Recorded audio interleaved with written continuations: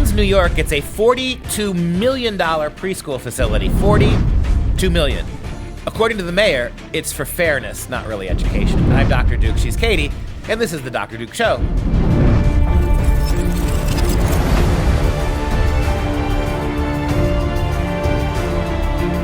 Hello, everybody, and welcome to the Dr. Duke Show, the only program that keeps you educated on the craziness impacting K-12 classrooms and college campuses around the world. Today, we're discussing liberal outrage on campus as a group of conservative students promoting Turning Point USA became victims of mob rule. Plus, Transformers actress Megan Fox sends her kids to a vegan school where, quote, plants have feelings, unquote. I guess now you eat dirt. But we start in Queens, New York, where a $42 million public preschool gets approved. Yep, and here's a picture of that $42 million preschool. Now, this is not actually public schools yet, kindergarten through high school. This is for 3 and 4-year-olds. Take a look at that building. It's something that the New York Giants could move into. $42 million for preschool. This is where your taxpayer money is going. Well, hey, it fits 306 seats, so 306 students can go to this. 42.4 million, you were a little low there, 42.4 million public pre-K center, and it's expected to open in Flushing Meadows, Corona Park, Queens by the fall of 2021. And the thing is, this is actually a couple years later than they wanted, but they're calling this the much-needed relief to the overcrowded areas of Elmhurst and Corona. And that's, of course, according to Mayor Bill de Blasio. Bill de Blasio. If you divided 306 seats into 42 million, or 42 million, what is that? Way too much money. What are they spending on each one of these kids? And why? This is a palace devoted to coming mandatory pre-K. You're not building buildings like this if you are not going to force every kid in that school district who's 3 and 4 and maybe even 2 years old into the building itself. And we know in all the recent years, all this big push for STEM, science, technology, engineering, and math. But now they're taking it another step because they want STEAM, science, technology, engineering, art, and math curriculum. And that's going to be offered to these 4-year-olds. STEAM. It's going to be run in partnership with the New York Hall of Science. And of course, the pre-K families, they get a little added benefit of a free membership to the popular Queens Museum. Of course, it's the first program of its kind across the country that focuses on the early childhood science and technology education. Yeah, 4-year-olds. This is bad in so many ways. You're taking 3 and 4-year-olds now, you're forcing them into school where they don't belong. We have so many metrics that show that pre-K does not actually jumpstart kids' career. Then you're going to be teaching kids way too young to comprehend abstract reality. You're going to be teaching them scientific concepts. It's not going to go anywhere. So science, technology, engineering, and math, and they threw art in there. How much of this is going to be finger painting? Now, finger painting in the name of science, right? How much of this is going, exactly. This whole thing is a scam. And de Blasio, right, one of the most inept mayors in the history of New York, and that's saying something. Here's de Blasio now, who's a complete social justice warrior. He's a practicing communist. He has absolute contempt for law and order and the cops. But here's what he's spending 42 million taxpayer dollars on. And one of his bragging points is for this, right, that this is done in the name of fairness. We're not doing this primarily because we want better education opportunities for kids, particularly little tiny kids. We're doing this in the name of fairness. This is a social justice joint, right, to quote Spike Lee. This is a social justice joint, right, because the place they've built it is a large minority community, and you can bet your Pampers, right, that the vast majority of kids who get into this every year are not going to be boring old white kids.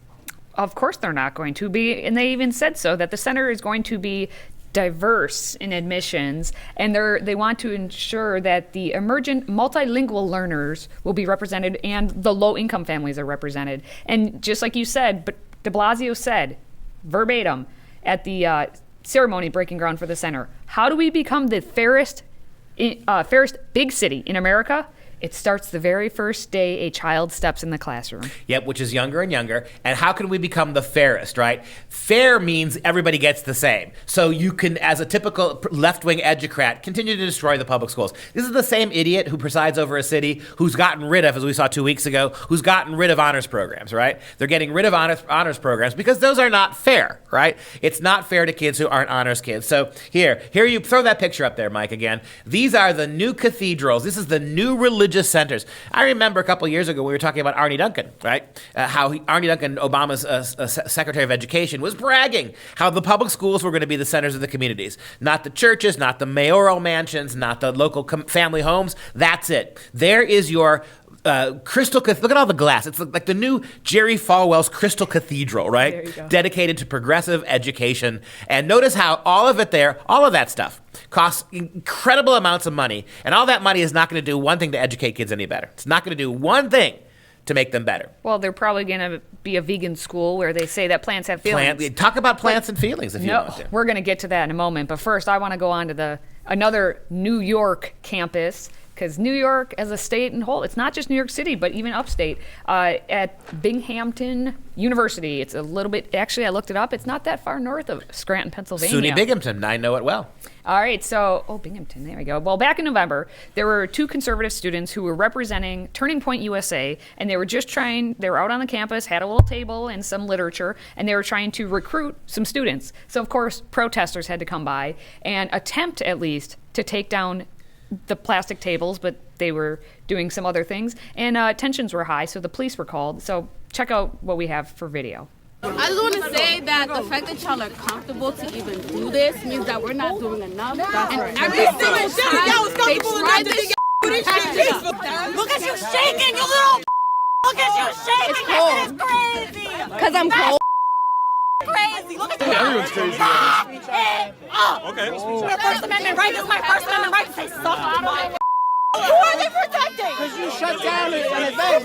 You shut down a sanctioned event. You don't even know me. You know nothing about me.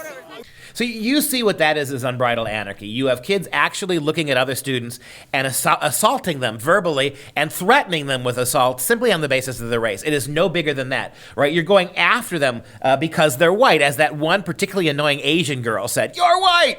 That's all I need to know about you. That's the only thing Again, can you imagine if a white student said, "You're Asian. That tells me everything I need to know." That kid would be effing expelled, right? No doubt about it. That kid would be expelled for saying, "You're Asian, and that means I know everything about you." This is the classic liberal playbook, right? That you dare judge somebody on the color of their skin. Don't you dare judge somebody simply on their racial or ethnic. That's a microaggression turned into a macroaggression. But now when the tables are turned, literally the tables here are turned, trying to rip the table out of these kids' hands. When the tables are turned, these kids have carte blanche to judge these kids. You're white, so therefore I know everything about you. I know you're a racist. I know you don't have free speech rights because you're white. I know that as a white person on this campus, you should shut up and get out of here. You have no right to engage in this kind of activism because you're white, and the university's not terribly interested in adjudicating this at all, is it? Of course not. And even worse than that Asian girl is the other, I assume, girl, but she's the one who says it's her First Amendment right to say, "Suck my front hole." Front hole. And everyone kept yelling at these 2 students saying, "Pack it up." And then that same girl was yelling basically at the person from TPUSA saying, "Why are you shaking? Why don't you put on a jacket?" And she's trying to say, "Well, it's cold out." Like they're not using common sense by any means. And of course, they all get together and they do their chant. And it's no justice, no peace, no racist police. Yeah, what does that have to do with police? Well, because the police got called. Right. So, of course, they immediately were like, racist police. And what did the police do? They took statements. Yeah, there you go. That's what we do in New York, right? Take a few statements. I'm sure de Blasio's police force will be right on this. And it's not just de Blasio. The university itself is not at all interested. Yeah, I mean, again, what blows me away as somebody who's been on a college campus for the last 25 years as a professor and 10 to 12 years before that as a student, right, through graduate college. This is the kind of thing that you would absolutely, this would be a denunciation of this behavior from the top of the chancellor's office all the way down to the student body. Faculty would be signing petitions that this is not who we are as a school, unless, of course, you white conservatives are the ones who are being victimized, and then not a word. Then we just, poof, we gone. don't know what happened. Well, poof, Megan Fox. She's an actress that I don't really care about, but apparently she's making news because she's sending her kids to a vegan school, and they're being taught that, plants have feelings. Megan Fox was in Transformers. That's as much as I know about her because I don't care. But she says that her kids go to an organic, sustainable, vegan school, and that her and her husband, Brian Austin Green, who I think he's 90210. Oh, good Lord. He is. Yeah. Are you kidding Well, me? they teach their 3 sons, who are Journey, Bodhi, and Noah, that plants have feelings, thoughts, and emotions. And what was so fascinating for me when I looked at this school. They are called a seed to table. So, like a farm to table? Well, they are a seed to table. So what they're having the kids do is grow their own food, then they harvest the food, and then they're actually taking it to local restaurants to sell it in order to help them understand how all of it works. Isn't that child labor when you're involving selling it to restaurants? Well, and where's the actual school? Thank you. Megan goes on and on about this school, and we never hear one word about any school. Education. Here's a direct quote from Megan, not so foxy. Quote, "I'm very specific about never harming animals." Good. Somebody needs to teach you basic biology, the difference between an animal and a plant. Maybe that's where we should start. Maybe if there was biology in this class, instead of apparently forced child labor, they got these kids as junior farmers, right? Quote from Megan, "I'm very specific about never harming animals. We don't step on ants. We don't do things like that. We don't rip flowers out of the ground because we think they're beautiful. We don't rip flowers out of the ground because we think they're beautiful. I teach them that plants are sentient beings. They have feelings, thoughts, and emotions." So that's what we're doing. With one point, when your kids grow things from seeds, Megan, how do you think they go from the seed in the ground to the local sustainable restaurant? Someone's got to pick them. Someone's got to pull them off the stem or pull them out of the ground. A little more biology for you and your Hollywood hunk boyfriend, and a little less of this feel-good nonsense, absolute nonsense that you're teaching these kids. Well, and because the way they are educating, I'll use that term loosely, their kids, what happened when a bug got stepped on? She told a story about how my son accidentally stepped on a roly-poly once, and he was devastated. And we had a full funeral for it. We did a ceremony, we buried it, we lit sage, we released him back. So they're very involved. Excuse me, sage is a living, growing thing. It has feelings. You picked it and you burnt it. You burnt sage at the stake to honor a dead bug. And you tell us that it's the sage that has the feelings. What, can I just say in the words of kids, WTF is going on here? You could say WTH. WTHE. Double hockey sticks. Hockey sticks. There you go.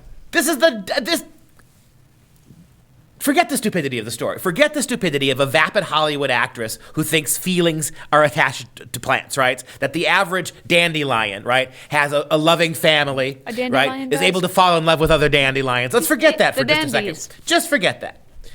How are you killing and burning sage to honor a dead bug and not recognizing, or you're talking about we never tear plants from their soil, we never tear plants apart, and your kids are out hawking the food they've grown and then picked. I just don't get the stupidity. Well, they have to be starving, and if you've looked at Megan Fox, she probably is starving. If they're vegan, so they're not eating anything animal products, but they also have feelings with their plants. What are they eating? What are they eating? Well, according to the father, another bright light of ignorance, quote, the boys are encouraged to be whoever they are, right? Husband Green said, and I love the fact that Brian Austin Green is just the husband of Megan Fox, because of course he wasn't in the Transformers. Quote, we don't encourage them to be themselves. Listen to this. We don't encourage them to be themselves. We just encourage whoever they are. What kind of solipsistic nonsense are these guys talking here? And the fact that their kids are going to a non-school should guarantee forever that these kids are going to be idiots when they grow up. Well, and if you continue that quote, I know for me, the more time passes, the more I really realize and I'm okay with the fact that they are people. So they are people. I'm okay with, like, as opposed, okay perhaps with you wanted them to be mushrooms. Or Transformers. Transformers, because mushrooms are sentient beings, right?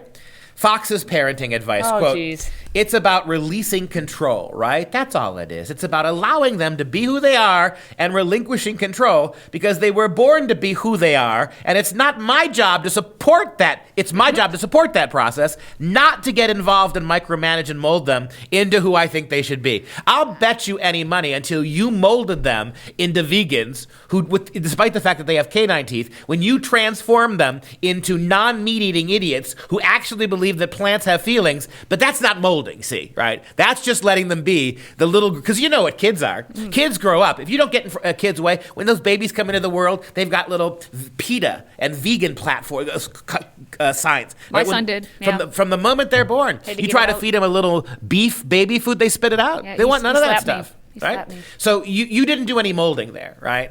But they just turned out to be this way. They stepped on a roly-poly. We ripped more plants out of the ground and burnt them to honor the dead roly-polies.